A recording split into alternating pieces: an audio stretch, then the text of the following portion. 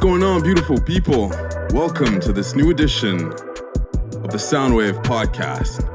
I am David Raphael, aka Ken Post, and this is my guy, Antoine, aka Loic.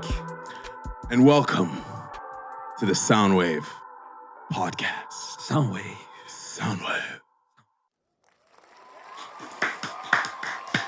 Let's go. What's up, man? What's up? I hope everyone is doing good at home. So how's it going, David? Man, we're chilling. Just making moves. Let's go. Making moves, doing what we gotta do. Yeah, man, doing projects, like coming up with new projects, learning new stuff. That's what we're here for. Always, yeah. You know who else showed up, man? Come on, man. Come on, man. Let's go. Yo, rest in peace, X. Dark Man X, we're thinking about you. Yo. Ja Rule, you did your thing, bruh. Yo. Was it a victory, you think? I mean, you tell me, man. I don't think so. They got my back against the building. Yo. He started off with this. Like shorty, if you see them niggas creeping around corners, they might be coming through. Come on, yeah, it man. was a hot night, man. Like, yeah. As long as I can remember, the streets have kept me safe. And ever since the time of December, the heat's been in my waist and either extra set of Come on, Ja, give us some. Give us some. Yeah, New York is hot, bro. Oh my God, Jay-Z too. I don't even think he played the Jay-Z verse. Nah. Oh my God, bro. Okay. Yo, Ja got a bag. Shit. I think a lot of people underestimated Ja. I was very surprised. I'm part of those people, man, because I didn't know the amount of hits or he had. For me, I knew most of his like R&B catalog. With his featured with Ashanti mostly and stuff like that. But I didn't know like he had like fucking hard songs like that. And honestly, there's a bunch of stuff that I didn't know, and that really surprised me as well. And so don't get me wrong, Fat Joe definitely showed up. For sure. Yeah. But Ja just had this energy about him. True. Yeah. He started like just by himself almost like in the beginning. Yeah, man. Well, he started off with this, which is fucking nuts. But you know what I'll say? It reminded me of that Locks and Dipset kind of verses just because of his energy. True. Yeah. You can sense his pure happiness and pure love for hip hop. True. Yeah. Like the competitive aspect of it.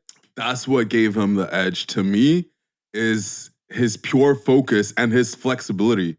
Because you could tell that Fat Joe had a set, right? And he wouldn't really deviate from that. I see what you mean, yeah. Whereas Ja Rule had his hits on deck and was super flexible with it. It was like, okay, you play that word? Okay, I'm gonna hit you with this. Yeah, you would see him sometimes, like whenever Fat Joe would be doing his thing, like he's talking with his DJ. Yo, he's talking to Sanchez. He's like, hey, yo, Sanchez, play that shit. Yeah. No, that's it. Yeah. He killed it, bro. He killed it. And like, what was odd to me and what kind of made me remove some points for Fat Joe was like, every little chance he got, he kept sliding in those very snide remarks. I feel like as like Ja Rule is a little bit like off today and stuff like that. Okay, I see what you mean. There's a bunch of like subliminal shots. Yeah. Whereas I just feel like Ja Rule was genuinely just like, I guess, happy to be there and doing it for hip hop, and you could feel love coming out of him. Yeah, it's true. Yeah. So he was a class act that night. Yeah, but at the same time too, like it's not like he could have come in with that energy of like, yo, I'm owning the game right now or stuff like that. But that's true. Man, he definitely like he showed up though. Like he still had that crazy energy and fuck, man, it was awesome. Like good event. Good event. The energy was epic. Yeah, I can't wait to see, man. Like good night for hip hop. Right now, I don't know if you saw, because I don't know if what's gonna be the next verses, but there was like a video of like P Diddy with the German, like they were talking about either him with German Dupree. Jermaine. Yo, that would be so fucking ill, man. Yo, that would be like a producer fucking. Would you rank them in the same class? Because that's what Jermaine was saying. He was like, "Yo, don't talk to me, bro. Like you don't push buttons like I do." What do you think that's about that? fucking shit. Damn, bro. I mean, that's to some extent is true. But because that's it. For me, I have a lot of respect for producers that fucking they create the beat as well and stuff like that. But man, I don't know. Like I think P Diddy, he also brings out the best from. That's true. That's definitely a skill in itself. True. Yeah. And so I'm not gonna. I'm not gonna discredit that either, right? Diddy's a goat. That's a fact. For sure. Yeah, yeah, and a lot of people like kind of came up under his arm too. True. Yeah. I mean, yo, he's been around a long time, man. Yeah. Like he was a Biggie in them. That's it. That's it. Yeah, like, he's a goat. He's definitely a goat. Yeah. Speaking of which, producers. Yeah, man. Let's get into it, bro. Who are your like top producers? Your favorite producers? I mean, the first one, like the one that I think impacted me the most in my childhood and everything, is definitely like Timbaland, bro. Ooh. Like I don't know, like it might be like cold, a classic, but he's definitely like to me, man, he's fucking iconic. Like, and I think my favorite album of his that he produced is that Justin Timberlake album, Future Sex Love Sound. Oh, like, yes. Yo, bro, like that shit was so crazy, man. Like Future Sex Love Sound. That was cold. I mean, you know, everyone knows the classic singles such as Summer Love, or I think My Baby, or what goes around comes around. Oh, that was Timbaland? Yeah. Okay. Did he basically produce the whole album? Yeah, he was he was on, like he executed, produced everything. Like it was him. I think every time, like every album that Justin Timberlake makes, like Timbo has a like it's him. I know Pharrell too. Yeah, Neptunes. Yeah. He's they all get into a studio and they just fucking, you know, for like a few weeks, kind of like Jay-Z or Kanye West. They work, you know, they just and so I'm gonna keep it real. Timberlake needs to get back with black people. Yeah, because his last thing, what was it called? Man in the Woods or whatever. I wasn't. That was mid, bro. I wasn't feeling it. Nah, he needs to get back with Timbo. So here's a track from that Future Sex Love Sound. It's called "Chop Me Up," and the one thing, you could like one thing that I like about Timbaland is the fact that he could also rap. You know, well, most of the producers there. But I feel like today, that's a good thing too. I feel like today producers, they don't really rap on their thing. But Timbo, like he would rap, and I would like his so, and on this track he's rapping. Trust me, if you put it like in the mid, yeah. See, that's what's called being a true producer. Yeah. Because not only are you producing, you're making the beat, but you have an idea of where you want to take it, right? Exactly. Like he's got like some melodies for the hook already, like fucking even themes, you know. That's sick. Yeah. So that's low key what I'm trying to do when I send packs. And like just like it's so fucking like he's fucking G. That's one thing. And like always his back vocal like fuck it, like stuff like that. Like I used to love him, and like his bounce too. Like whenever you would hear some beats, I feel like in between 2005 2010, when he was really like you would hear some beats and it was, okay, that's Timbo, you know, like you could. He definitely has a distinct signature style. Yeah. For sure. Like his bounce and stuff like that. Sometimes his percussions. And you know what? He reminds me a little bit of Michael Jackson in the way that he produces, simply because I've seen a bunch of tapes of Mike where he would basically beatbox Okay. Like, yeah. wait, what was made like that? I think it was either No, I think it was Billie Jean. Yeah. Okay. Yeah. Yeah, and so that's basically how Mike came up with that melody, that song. Shit. He beatboxed it just like I just did. Yeah. Went to a producer and was like, "Hey, yo, could you help me out with this? I need to translate what I just did with my mouth onto record." Like, yeah. And I've seen Timbo do that a bunch of times as well. Yeah. Well, actually, like, man, I remember one time I bought one of his like master class. I think Oh wow, yeah. You bought that? How was that? Well, it was pretty cool, interesting, but that was it. Like, I think one of the first videos. That's one trick that he did. He would do like just start beatboxing into the mic, Sick. record that, have an 8-bar, and then start from that. Like, either add percussions. He would not finish. Sometimes he would even remove the beat, but it would just be like, at least you start with a groove. Yeah. A goat. Okay, speaking of goats, one of mine is Kanye. Oh, I mean, we can't go through a conversation of producers and not mention Kanye. I swear the rest of the picks will be slightly more obscure so people could discover shit. But I have to mention Kanye. And man, every podcast we got, I feel like we talk about this guy too. Like, he's got such a big impact, bro. He's everywhere. If you're talking about producers, you have to mention Kanye. Yeah. And I won't even bother playing one of his songs, but I will say that the way he chops his samples, I believe he uses an MPC, if I'm not mistaken. Yeah. And it touches you how he mixes and blends soul and makes hip hop out of it. Is very, very reminiscent of Jay Dilla. And so Dilla is older than Ye. Mm-hmm.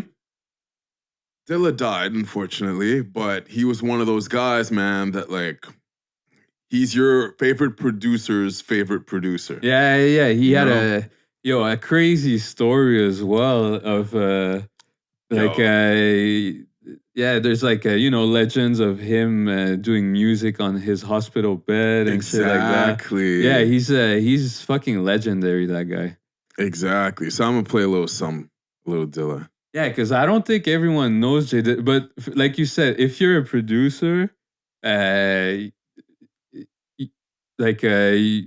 gonna hear that name pretty soon. You will. At some point, you won't have a choice but to listen to him. And he's one of these guys that even if you've never listened to a Dilla record, you have. Because your favorite rapper either sampled him or your favorite producer learned how to produce because of Dilla. Yeah, true. Here's Don't Cry, Jay Dilla. Don't cry.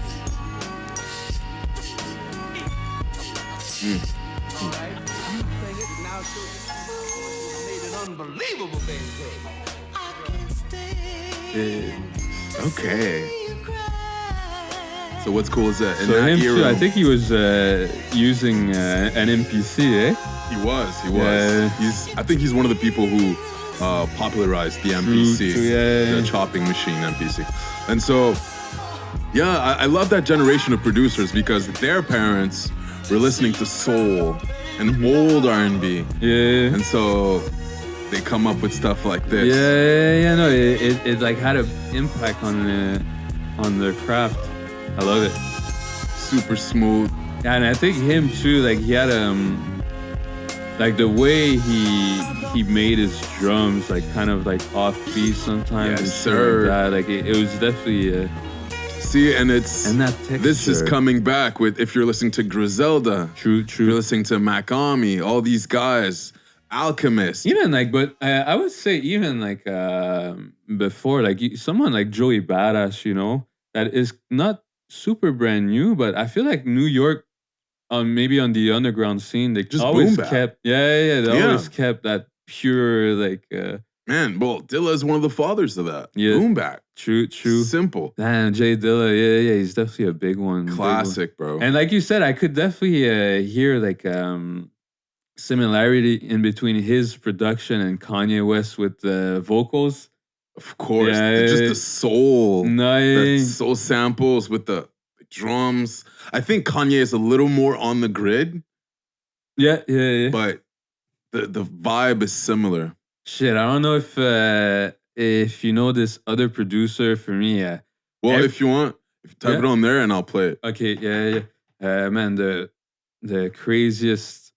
His name is Flying Lotus. Oh, of course I know Yeah. Flying Lotus. Of course, that was my vibe. Yo, he's one of those guys that every time he drops a project, I'm like, yo, this guy is on some different fucking planets, bro. So he's one of your tops? Yeah, well, for me, like, Fair enough. I don't know much of his discography, but that's it. Like, he's definitely like whenever he'll put, if you play this song called Camel. Camel. Flying Lotus. Yeah. Let's see. Like this type of let's play it, but I can already see the textures. I'm loving it.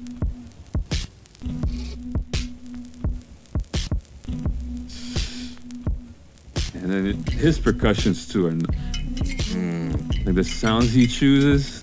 Do you think that's no, that has to be a sample. He definitely took that from somewhere. Probably. But he's fucking him. He's dope. He's dope. He is, bro. Yeah. And I was watching this interview of his where he was talking to. I saw two. One of them he was on the Red Bull Academy thingy. Okay, nice. Is that in Montreal or? It moves around the world. Oh, okay. I didn't know that. Yeah, it moves around the world. Oh, shit.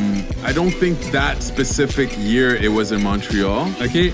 But I've definitely seen. Yeah, I know what you're talking about. Yeah, though. but They okay. have No, been I there. thought it was only. I didn't know it was like a thing. Yeah, they Yeah, move. makes sense. Red Bull is pretty international. Just listen to that though. Hey. The texture, the switch ups. Like it feels like a set. Like yo, you're like dancing around some fire, but like with like some lights too. Like a mix, yo. Okay. Yeah, I love him. Him and yeah. I mean, we won't go like. But I don't know if you know Onra. I don't. Another electronic. This guy, he uses a lot of like Asian samples. Okay. Maybe, yeah, Onra. What I love about Flying Lotus though is in his interviews he was saying how structured his life is, and I'm loving how Or can you go now? he was so he gets up super early in the morning and kind of starts off super like he'll basically do it as a job, meaning that like he wakes up, goes and fishes for samples like early, like I'm talking like 5 in the morning type thing. And to him, it's the equivalent of meditation. Yeah. Oh, I could definitely picture that. Yeah. And like to me, that's what gave me the idea of active meditation, basically. Okay, nice. And so nice. trying to get early, of course, I don't get as early as Flying Lotus, but sipping a cup of tea for like 30 minutes in the morning. You just fish samples, you see what you got, you see if you could add some new textures. Yeah, for sure. New colors, and then he'll start because he's also an instrumentalist, right? Mm-hmm. And so he'll start jamming, and basically he jams without the intention of producing songs, but he'll go back later and basically sample himself.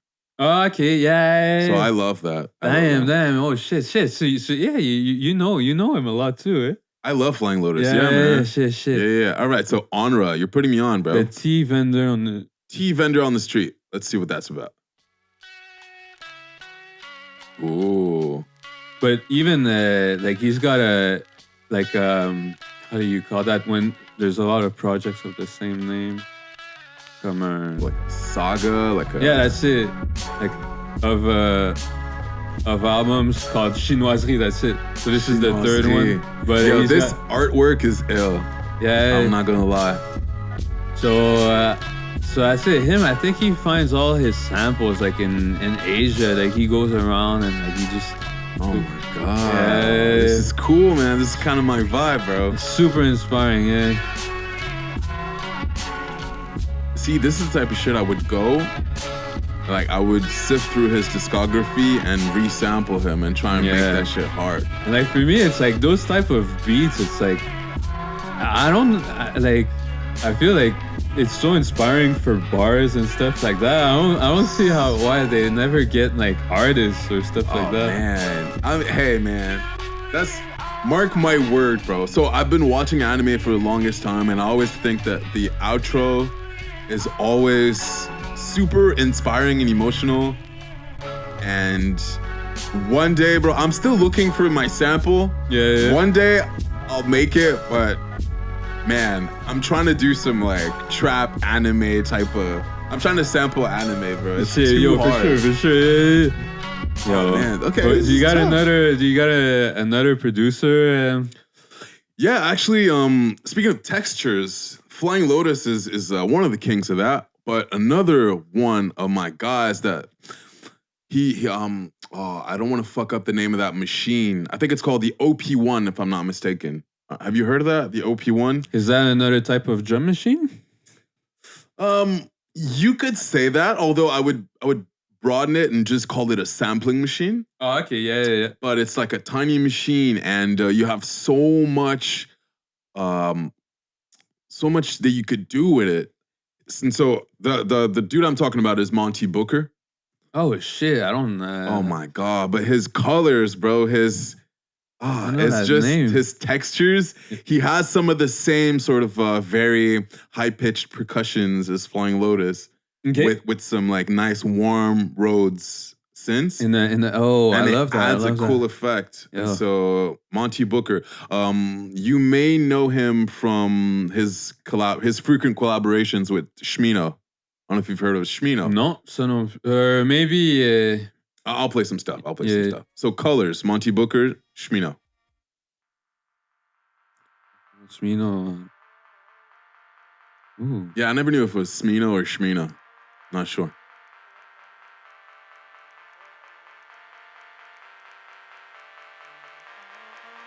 See, at first it starts off like electronic music. Yeah, no, I was gonna say, is he electronic? But he hits you with that soul afterwards.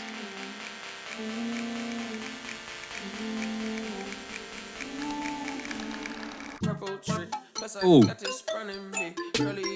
Hey. I love that. Damn. For all my producers, Monty just put out a pack also. I think you could find it. You could find it online for free. Damn. Hey. Do you get producer package? Like I do. Shit. I haven't, to be honest, added a bunch of samples to my library recently. But during quarantine and earlier this summer, I was definitely doing that. Nice. Yeah. And me too. I haven't done that in a moment. Oh man, but yeah, Monty Booker and Shmino, these guys are like best friends, and it shows. Just like watching them online, fuck around and like troll each other is super funny to me. All right, wait, let's see. I'll play a Shmino song that was on his album. For sure. That was produced by Monty. So yeah, Monty Booker. So Shmino is an artist as well? Yeah, so Shmino is an artist and Monty Booker is a producer. Okay. But I think they're from the same city. And they're friends. They work together. Yeah, so I think Monty produced basically the entirety of Smino's first album. Nice. The album I'm talking about is Black Swan by Smino. Yeah, you're right though, with his percussions. Like, shit, I love it. But it's super, I feel like it reminds me of Flying Lotus a little bit. Yeah, a lot. And it's like, yeah, like it sounds like he's just picking up any random objects in his apartment and just, I love it. Yeah, he's a big example for me in terms of producing, just how flexible he is with his clients, but also his marketing.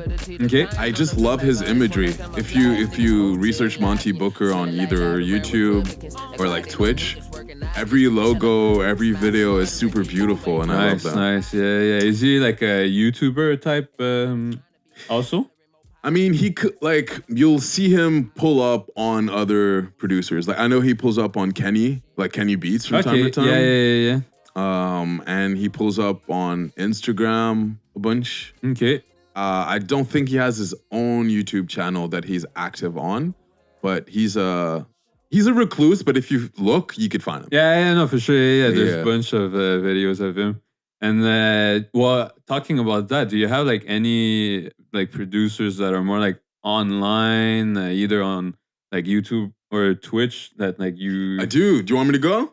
Yeah, for sure. Yeah? Okay, Me, okay. like that's I don't. Besides, you just mentioned Kenny Beats. Like him, I love his. What's his series that he's got? Oh, The Cave. The Cave, yeah. The Cave. And a little exclusive. I'm saying it here on this podcast. And I'll definitely talk about it again, but we're working on something, man. Kenny Beats, bro. You're gonna have competition. Oh, yeah. Yeah, man. Yeah, I'm trying to do The Cave in Montreal. Yo, hell yeah. I don't even know if I should like talk about it a bunch because I don't want people to steal an idea, whatever.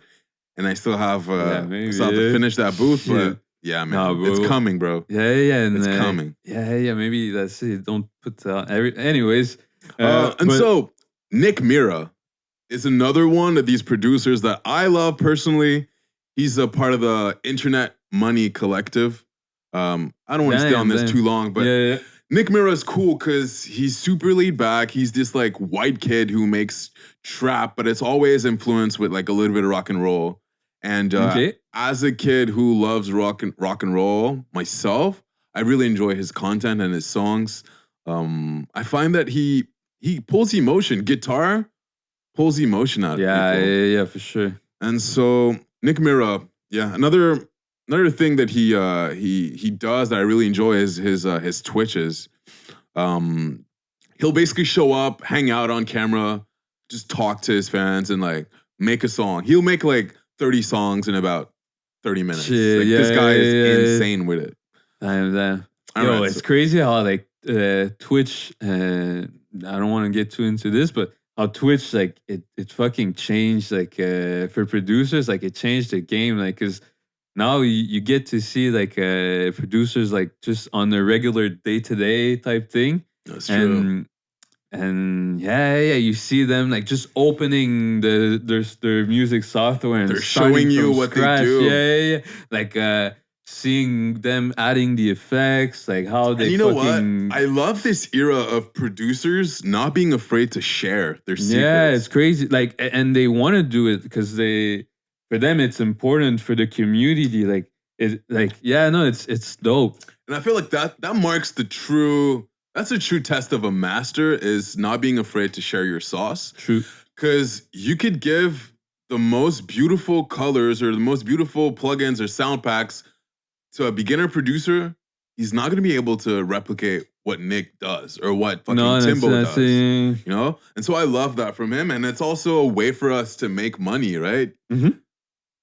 You know, producers need an OnlyFans too, and I feel like Twitch is kind of that. Yeah, and right now, like they're coming up with their own plugins and shit. Yo, that's super exciting, and you actually might be able to do that in the future. So hopefully, in the one day, hopefully. That's great. Anyway, let's play Lemonade, produced by Nick Mira.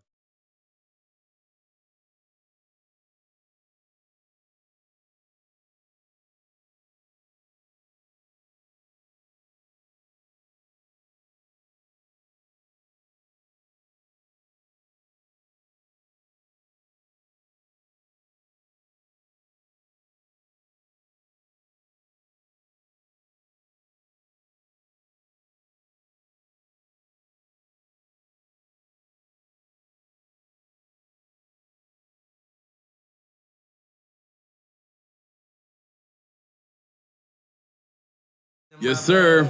Nick Mira. Shit. And so I have to mention TM88 really quickly. He produced EXO Tour Life, the Little Uzi sound. I have to mention him because he's also a massive influence to me. Okay. I love it. Yes, sir. All right. So we talked about music and textures. Do you want to tell me if you could spot the difference between programmed drums and instruments or samples and live instrument that are played live? Uh, it's. I mean, definitely. I think sometimes I can, but with the technology nowadays, like you can replicate like other like real instruments pretty good. But I think there's a you kind of feel it whenever it's either like a loop or if it's someone actually playing. Like I think like Yeah. for me, I hear. I don't know. What about you? My answer is similar, meaning that depending on which plugin you're using, I might not be able to tell though. And so to me, it's tough saying that one is better than the other because I could definitely see some reasons why you would want to go with a guitar plugin, and so a fake guitar rather than a real one. Whether that be monetary, whether that be just because of space. You don't have the room, Whether it be because, well, you're not that good of a guitarist or of a it takes skills to right. And so I definitely have nothing against that, but I do see how prevalent it is nowadays. And so it's like, to me, you need both. You need some sort of knowledge of the actual instrument, but then again, I'm just happy that our colors, our palette has been expanded.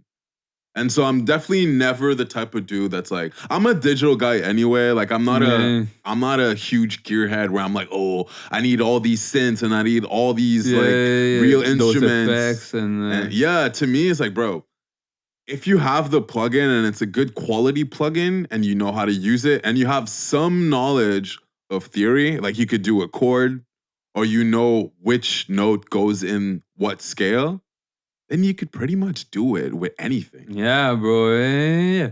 Like, I mean, that's like oh shit, bro. That's like another producer that I'm like, holy fuck. I can't, but 40 from Drake. And you saying that, like, it kind of reminds me, like, I saw in some of his interviews, like, the first Drake's mixtape, the one where he has like best I ever had and stuff like that. I think everything was recorded, mixed on Pro Tools LE, like the light version, and so.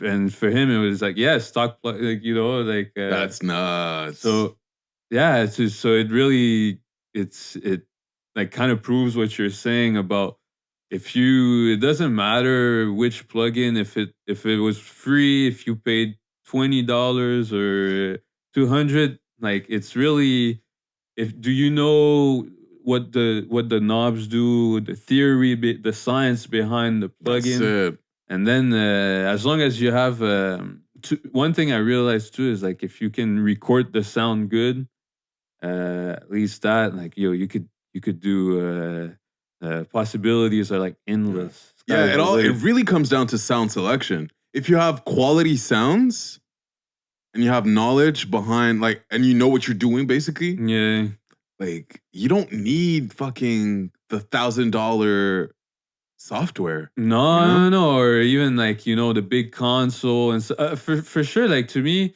like to a little bit like another comparison. Like to me, I feel like sometimes you could hear the difference between if someone was in the studio and used like analog gear compared to if everything was done in the box, which mean like in the computer.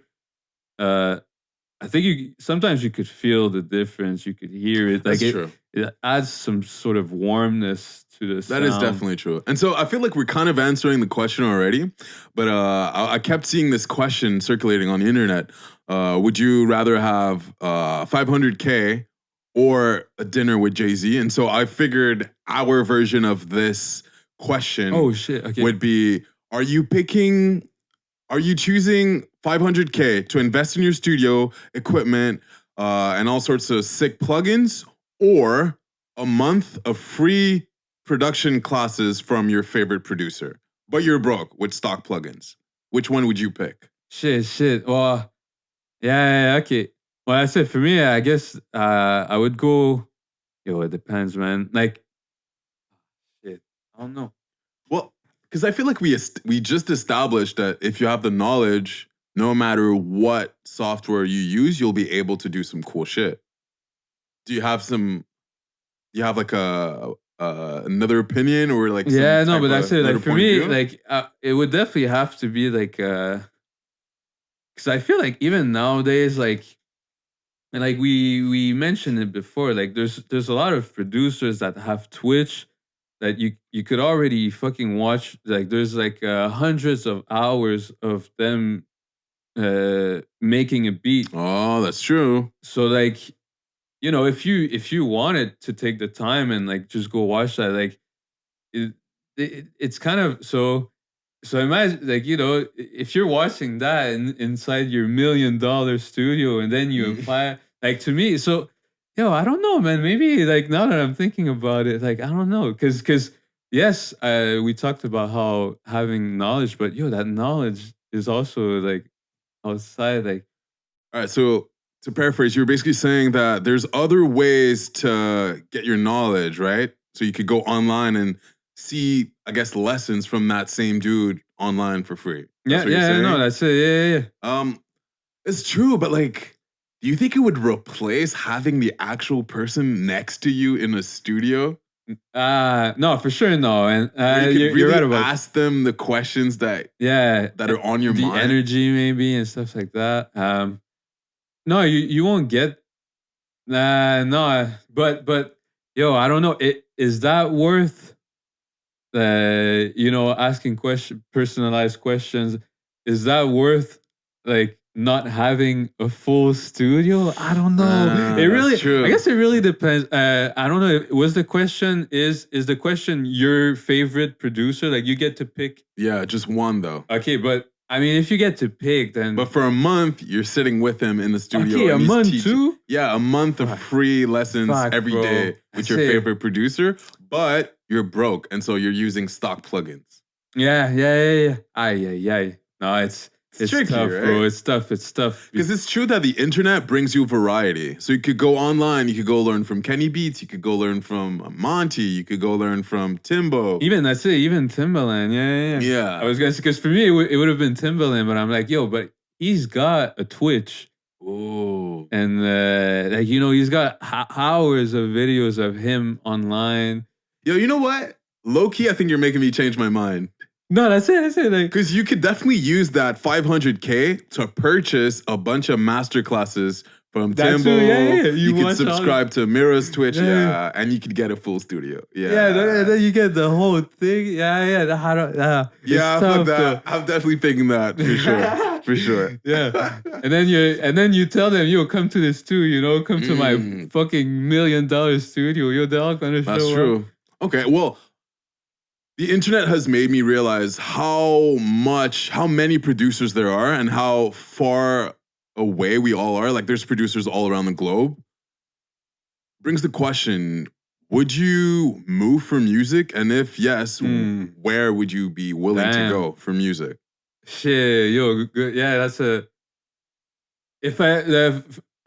sure. I think without hesitation, especially, I don't know about you, but for me, in my situation right now, like I have not a lot of things that would hold me back, Damn, man. No, it's not. You want to do the Soundwave podcast long distance? No. Is that what you're telling me? No. Bro, I mean, nah, bro. I mean, damn, bro. I really thought we were buddies, bro.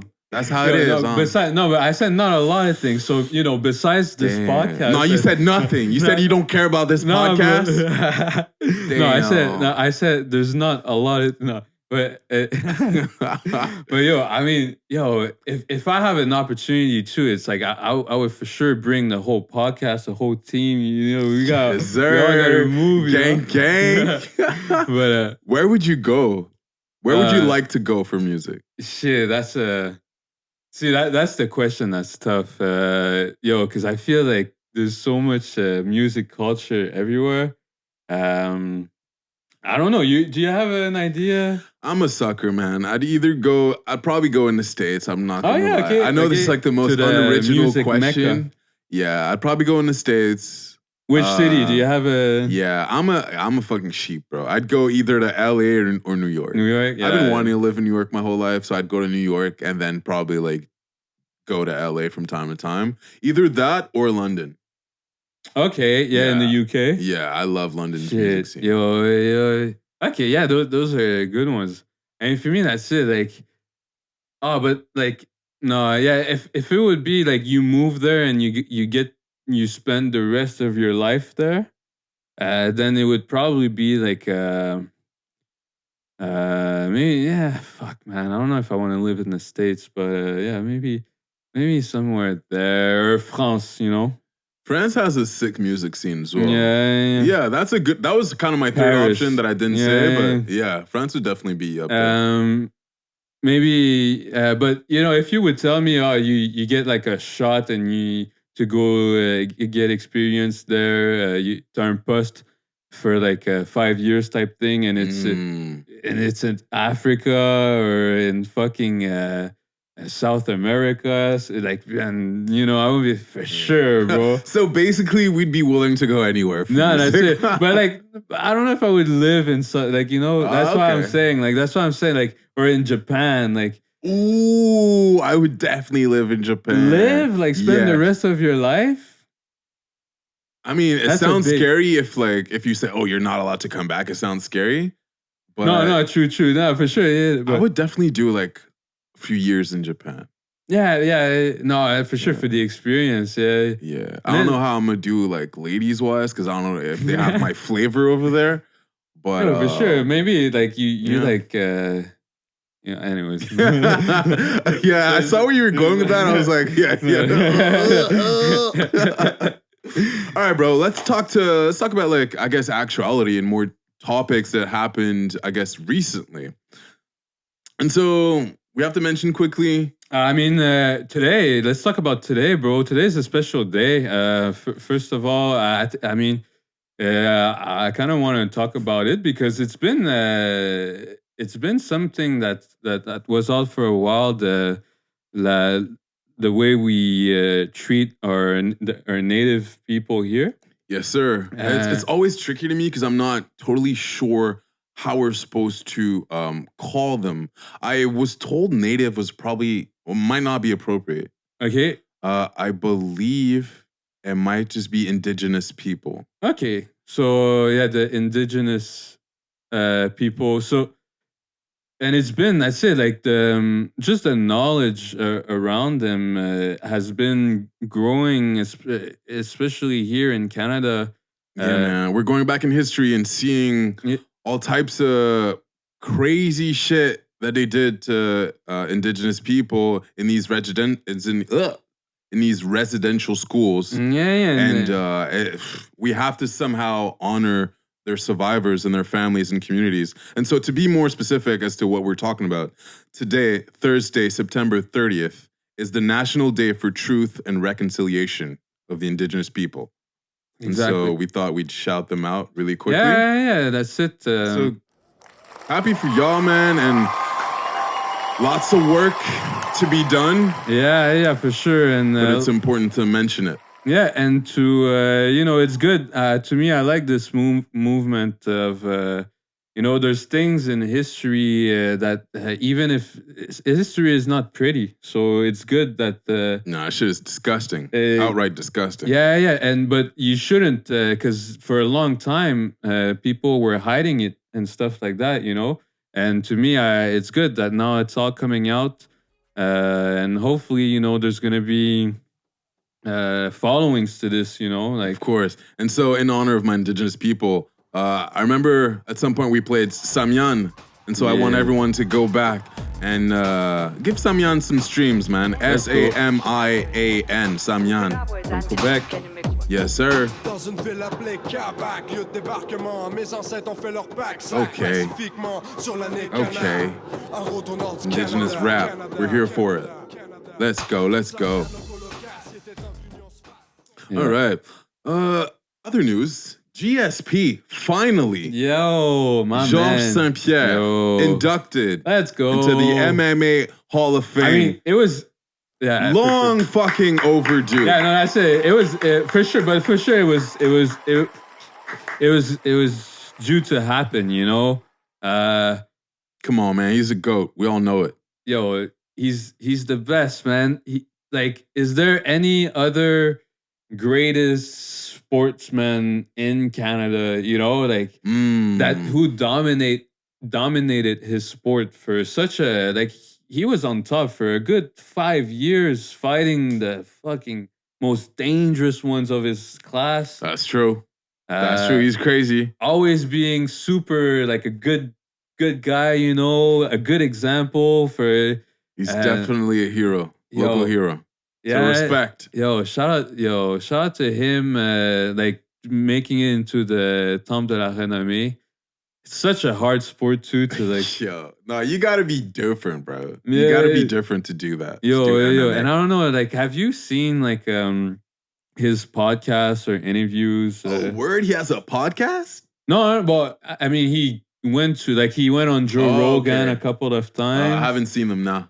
Yo, he's a super interesting character, man. Like, well, you gotta be. To fight for a living, you gotta be interesting. Yeah, no, but he's like very. I don't know, man. You know, you have like fighters like Nate Diaz, like the Diaz brothers, where they're like fucking. Like some fighters are like just goons, you know, like straight up just and him like he's like he loves a lot of history like prehistoric like dinosaurs and stuff, like he's super and he just the way he thinks of like he's a very good character and the way he thinks about fighting, like when he talks about it, like he's a good cool character to a great example. Now let's drink to him, to Georges St-Pierre. He deserves it. Yeah. He deserves it. You know what? What's funny is that so prepping for this episode, I was trying to think of Canadian athletes that are just been great. And you know how my whole life I thought Steve Nash was Canadian? Yeah, isn't he? From BC? I heard that he's born. I heard he's born in South Africa. Oh shit! Yeah, now I'm hesitating. So wait, he is Canadian, but I think he's born in South Africa in Johannesburg or something, which is fucking nuts. Yeah, he's born in South Africa. Okay, shit. Okay, yeah, I didn't know that. Okay, so I guess we're right. He's Canadian. He's technically Canadian. He grew up here. Yeah. And so I want to. Okay, fuck it. I'm putting him in that list because Nash was just dominating, and for someone of his frame, his stature, true. He's not the tallest dude. I don't know if he's got a ring. Does he has a? Unfortunately, that's the thing. That's the one thing. Yeah, that's the only thing he spent his whole life chasing after that. But I remember his season. I want to say 2005, 2006 season with the Suns, the Phoenix Suns, was epic, man. He was at the top of his game, dominating basketball. Skinny, short, white dude, just making a fool out of all of them. From downtown, always, eh? For him, he was dropping threes on everyone. He was beautiful to watch, and now I'm so happy to see him coach the Brooklyn Nets. Yeah, bro. He's got fucking Kevin Durant, Kyrie Irving. He might get his ring as a coach. I hope so. Yeah. I was expecting that. I was waiting for that last season. It didn't happen. Shit. But I'm happy that a fellow Canadian is a fucking legend like that. Yeah. Yeah, man. It's great. It's great to see. For me, I love, and I also love when players go into coaching right away. Yeah, man. It's the same thing in hockey. Especially great coaches. Yeah. Great coaches and great players. Yeah, you will still have to see if how great of a coach he is, but I love to see this, man, because the way he must see the game and everything. All right, and so to make this even more, I guess, trending and I guess appropriate into what season we're at right now, it's we're at the beginning of October, starting, I guess, tomorrow. Yep.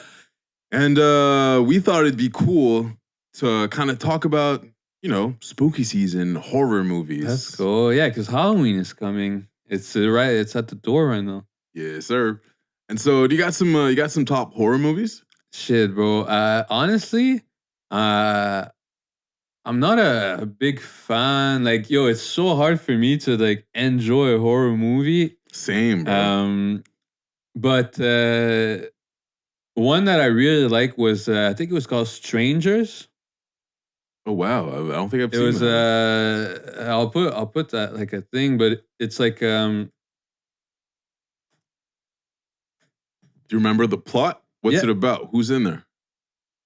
It was like the Strangers. That's it. It was like a couple that goes into like a cottage or something like that. That's like isolated, and just fucking randomly at the middle of the night they hear a knock, and it's like this fucking weird woman, and she's like, "Is Lucy here?" or something like that, and they're like, "No, Lucy." Like that's creepy. And then like she's like, "Okay," and then again, knock, knock, knock. Is Lucy here? And then no. Okay, and she's like fucking creep, right? And after that, like, so basically, it's like people that like come and just scares them, and they end up like kill. Well, I mean, yeah. Spoiler alert! Oh yeah, maybe we should just like put a huge spoiler alert on this whole section because we might talk about these movies and give out the plot. Yeah, it's true. So the reason why we enjoyed it, but to me, and so that's it. It was basically that. But to me, I like the stress of like, what I liked about it. It could be something that happens, like, Facts. like being in the cottage. Like I could fucking put myself in their shoe and be like, holy fuck, that's crazy. It's like, so what about you? Do you have a? Yeah, man. And so I kept seeing this new version of Candyman. It's been emerging online. People have been talking about it. I believe it's in theaters as we speak. I think so. Yeah, I think I've seen that. I have not seen that version yet, but I'm super happy that Jordan Peele is reprising it. But it reminded me of the original one. And so the original one was released in 1992. What is it about? I don't. Yeah, man. So Bernard Rose, that's the director. I love that story because it's kind of a tale of white guilt, for lack of a better term, and how ghosts could come back, and ghosts from the past, obviously, can come back and haunt us for what we've done. And so, okay, the plot is basically it's the son of a slave. So it's like, I guess, way back in the past. Son of a slave who's an artist, right? He's a sick artist, and he's been commissioned by a rich man to paint that man's daughter. Okay. I should also point out, Candyman is black. He's a black man. Okay, and so he's commissioned by a rich white man to paint his daughter. Obviously, they fall madly in love, the painter and the daughter. Yeah. And so at that point, it's not well seen for a white lady to be seen with a black man and vice versa. And so this is sort of a forbidden love. Okay, yeah, I can get it. And so he ends up getting chased out of town to Cabrini Green Projects, which is like in Chicago somewhere. He's chased out of town and they beat him up really like hardcore and saw off his hand. Oh shit, okay. That's why like when he comes back as a ghost, he has like this hook. Okay, yeah. So he's like super scary looking. And they basically leave his body covered in honeycomb so that angry bees would like finish him off and sting him to death. Oh, like remove the trails and stuff. Yeah, that kind of thing. And come to find out, it's he kind of stays a ghost, and every time you say Candyman, I think it's 5 times. It's either 4 or 5. As soon as you say his name like 5 times, he comes back and has to kill whoever said that. Okay, shit. But it's super interesting, and it's like it's race in the United States and how. Yeah, it's got like a historic aspect to it too. Yeah, and I guess it's more psychological than horror because it's not full on. It's not super gory, but it's super cleverly made, and I really enjoyed it. I thought it was cool to see that sort of dichotomy between him being the monster that kills people, but him also being a victim in a sense. Yeah. It's like a anti-hero type. Not an anti-hero, but it's like you're. It's like those type of movies. It's kind of like an anti-villain. Yeah, actually. that's it. Or like the villain, he does, or the main character does like mean things, but you kind of understand him. Yeah, 'cause yeah. You're kind of on his side, like, 'cause he's got a reason. I like that. I fuck with that. I'm not a huge horror movie buff, Me but- neither, man. Because but like everything that's psychological, like psychological thrillers, I love. And so Candyman to me is a classic and fits with everything I'm watching, especially around Halloween. okay, nice. Yeah, because for me, I guess the like even this movie, like you talked about coming back from death, and already that's the type of movie that lose me. Like for me, like I said, I don't like movies where it's possessed people from the devil, or like fucking that's it, living dead or shit like that. Like I don't know, man, because it's too extravagant for me. Like It's intense. It is intense. and I'm not. I don't know for people. Do you believe in ghosts? I don't. Okay, so Yeah. for me, it's the same. So whenever I see paranormal stuff, like I don't. I'm not into it. So that's why the Stranger one, since it was really like it was real people, just fucking crazy ones attacking others. That's what I nuts. fuck. Or even some things like the Saw movies, like they weren't really horror movies, but Well, they were kind of gory though. that's it. They were fucking gory. Yeah, so to me, it kind of classifies as horror because if you see a bunch of blood and it's like kind of scary, yeah, and it makes you close your eyes. Yeah. And sometimes you would have jumps, but to me, I like those movies too because I said at first it was like real people, and it had sort of like a moral behind it. Yeah. do you have another movie that you have in mind that you keep going back to, or No. Besides, that's it. Those Saw that Saw series was Okay. pretty. that's insane? Yeah, Saw is epic. Ooh, I should mention Psycho. So I love my classics, and so Psycho was made by Hitchcock, Alfred Hitchcock. It's basically a woman on the run. And she's traveling through back roads to escape the police. Okay. And so she ends up stopping at the Bates Motel, where the owner he's polite, but he's super awkward. And you could tell that he's kind of unhinged. Yeah. Okay. And so, yeah, his name is Norman Bates. And so this young man has like this weird interest in taxidermy and a difficult, sort of complicated relationship with his mother. And I don't know if I should spoil it, but yeah, it's creepy. Yeah, okay, Super shit. Yo, that's good. That's good. Yeah, I mean, it's Halloween is coming up. I gotta shout out. That's more a movie. It wasn't too much horror, but it's and I saw it when I was younger. But it was from Patrick Sénécal. Oh, classic. 51 something Rue des Hommes. It's like Ooh, I don't think I've read that it's like one. an address. It's like a 51 something Rue des Hommes. Okay. And it's the story of a dude, regular guy. He's like 15, 16. He's just biking, and then his wheel gets a problem. So he goes to this house, this address, and he asks for help. Okay. So the guy's like, okay. So and he ends up capturing him, and Holy shit. and the guy is like obsessed with chess.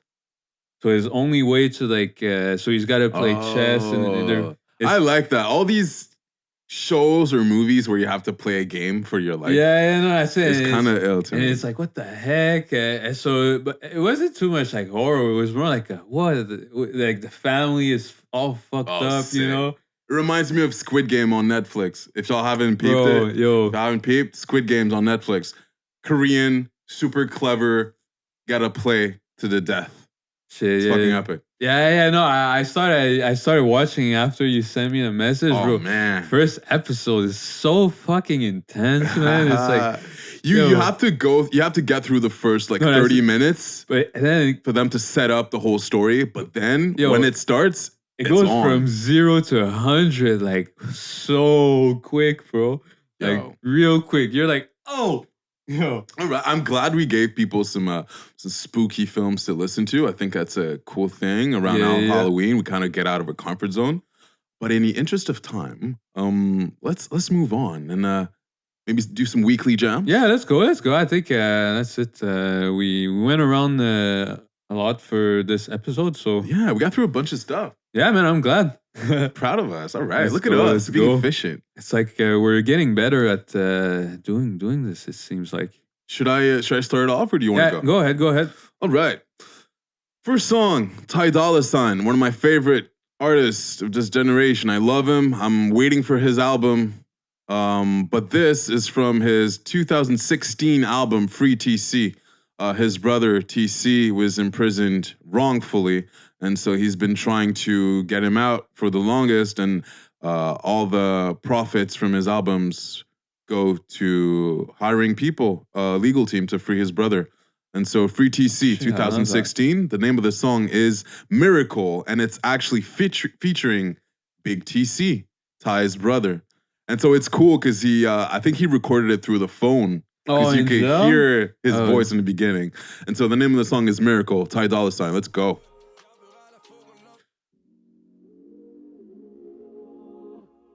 Another Midtown classic. Let's go, Ty. Life is a miracle, no blessing. Every trial and test is a lesson. Gotta speak the truth and stop guessing. Ain't got no room for doubts to ask questions. That's TC? Yes, sir. Shit. That's gangster, bro. Yeah, you could definitely hear that it's like in the room. Oh, man, I love it. Really try to keep me at the sandwich there, but the and everything that told me that I can't just show them that I could. Yeah. People always told me I was bad, I was misunderstood. That's wild. But I admit that I was lost. Click the idea. Had to learn the hard, so I learned along it. It's a miracle, still standing. With the cross down, leaving in my own town, only in the good town. Yeah, that's sick. Make it my own now. It's a miracle. Yeah, that's Ty Dolla $ign most recent album? Or? Nah. He definitely put out some stuff since. Okay. But that's his best. And so he's due. Fuck, yeah.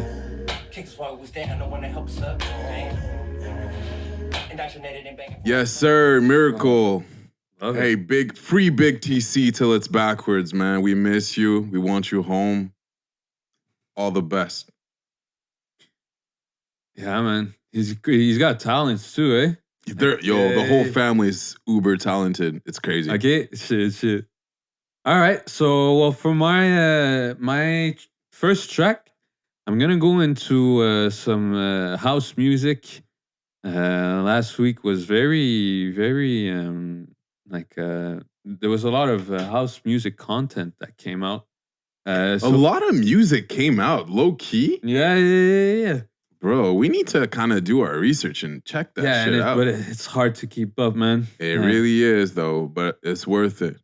All right. So for this one, it's a track from this artist, Mood Shift. Name of the track, All of You, but it's part of a dance compilation called Controversia by A-Lock. And so it was just a bunch of producers that are all compiled into this one project. And this one track that's in it that I really, really enjoyed. All of You. Say you wanna, 'cause I can't wait that much longer. Feel our love growing stronger. I can't hold it in no more. This type of music I would listen to like at the gym, you know. Makes me wonder, am I just like the others? I can't hold Doing it your in, jogging. can't hold it in no more. I can't hold it in no more. Can't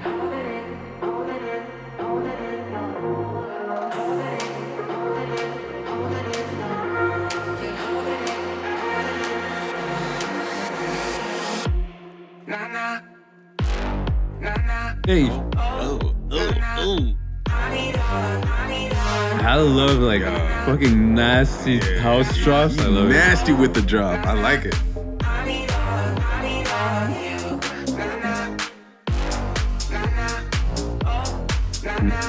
Yeah, pretty sick, man. So yeah, if you want to like project where all the tracks are like that, you know, no skips, go check that one.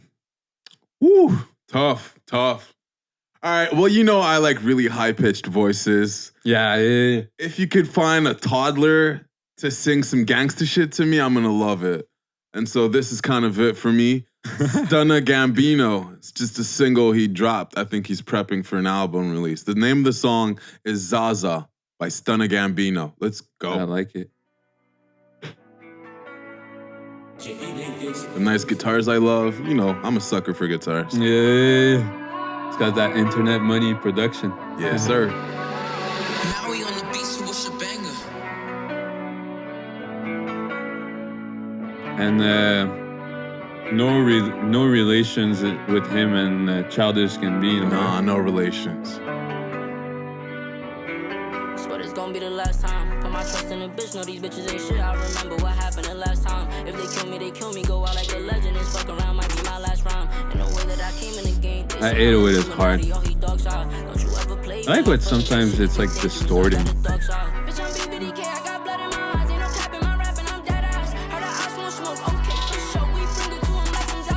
That's what I'm listening to in the gym. Fighting demons and shit. Hey. And I ain't for the drama, but I'm selling them trenches with members, so don't fuck around before I give you hog tie. Rest in peace with my butter, that's word of my mother. I ain't been the same since my dog died. Like my heart broke, I was so blind side. Like my heart broke, yeah. A lot of feels. I like it. Bust down Cartier, watching my wrist, police can't tell me freeze. Last year I was down on my knees. Stunna Gambino. Yes, sir. Let's go. He's tough, man. Yeah, that was sick. All right, what you got for us? All right. So, yo, let's go. Let's come back to Montreal. Let's play some local music. This one, it's this artist. There's not a lot of info on this guy, man. He's like pretty. I guess he's up and coming. Oh, I know that dude. But I know that dude. He crazy. Yeah, I know bro, that dude. This track, whenever I heard it, I was like, you know that mean like one that you have face, to man. have to do a stank face when that you listen to stank that. face. Yeah. All right, so this is Re-Up by Petit Marley and Jaguar. Let's do it.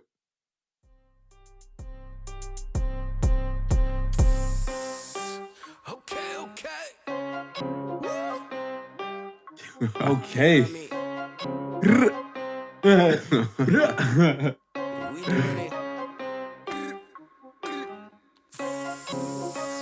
Je veux la reine dans mes poches, so ma nègre, tu sais que je fais qu'accumuler billets verts. Trop parler, peux tuer, so ma nègre, t'as deux choix entre la prison, le cimetière. Pas de sentiments, je garde mes idées claires.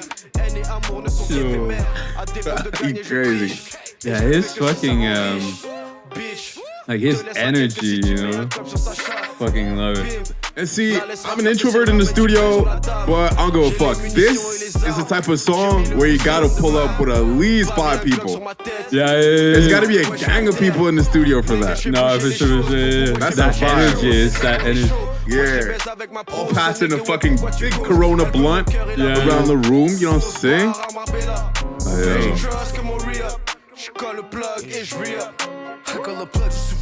Nah, it's got that fucking Belgium fucking approach to rap.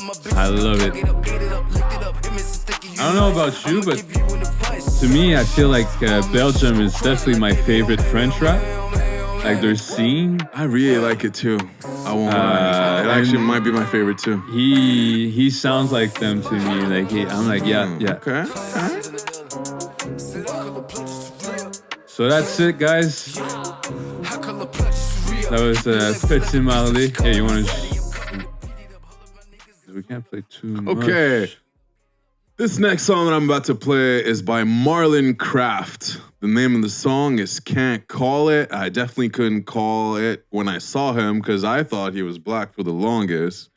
This is off his recent album called Space that he released in 2021. The name of the song is Can't Call It. Let's go.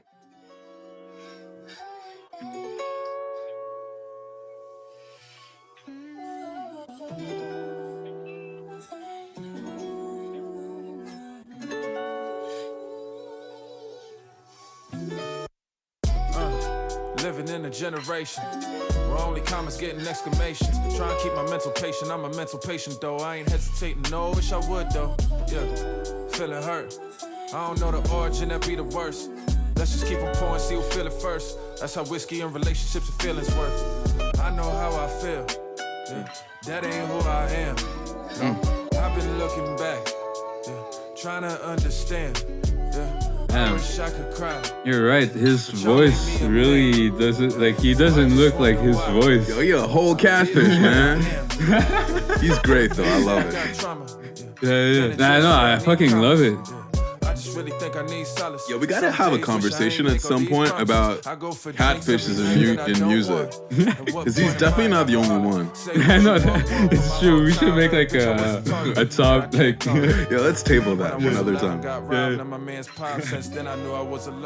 I love it, man. All right. This was Marlon Craft off his 2021 album, Space. The name of the song is Can't Call It. Love it. All right, so for my next track, I'm gonna go with this one is a new artist. I think for me, I only started hearing about him last year, especially with that feature with Kendrick that he did. But this one is right now I'm talking about Baby Keem. He made an album recently named The Melodic Blue. And in it, there's a track called Scars. I really loved it. This song really reminded me of Love Lockdown by Kanye West. Oh, I see what you know, with the percussions, with the tambour, anyway, it really brought me to that mood. Love it. So here's Scars by Baby Keem.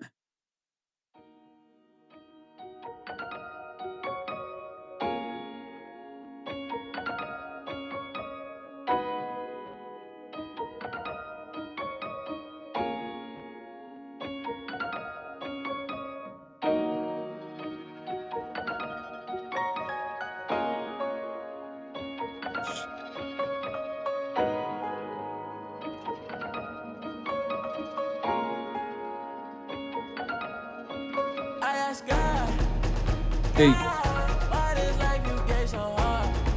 Why all the choices that I make leave me with scars? I feel like everyone I meet confuse my heart. It's just like pouring his heart out.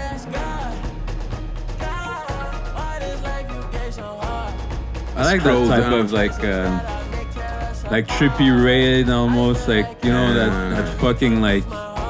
Come on now, you know I love Trippie Red. I just told you I love guitars and shit. No, that's it. So like, when they poured their emotion out like that, like just. Oh man, dude, I love it. You scroll down on his Spotify bio, and the only thing that's written is philosopher. Okay. That's how you know. Yeah. Oh yeah. So you kind of hear the similarities with Love Lockdown a little bit, you know? I see what you mean though. Like the percussions. And I'd have to check this out, but it might also be the same key. It might be, yeah. Baby Keem, that's sick. Yeah. That's sick. And I mean, this track is definitely like one thing. Sometimes I don't really like that with artists is that this is the only track that sounds like that on the album. Yeah, yeah. All the rest is like trap stuff, but yo, I still love it. Yeah, I'm gonna keep it real. I was expecting a bit more from that album. I have to go back to it again, I guess, because it might just grow on me. But I see the potential, though. I see the potential. Yeah. So I'm excited for his future releases. Yeah. Like he's just starting. So. That's true. I think so. Anyways, All right. Well, I believe this concludes this episode. Yeah. So it was cool, man. We had some nice subjects, I think. I like it too. I'm digging the new structure. I think we're going to try and make this a tiny bit more informative. And so not only lean on trending topics, but also kind of teach y'all some stuff. You know? Exactly. All right. Well, thank you so much. Hopefully everyone enjoyed it as much as we did. Yes. Hope everyone take care of yourself. And take care and peace. Peace out, guys.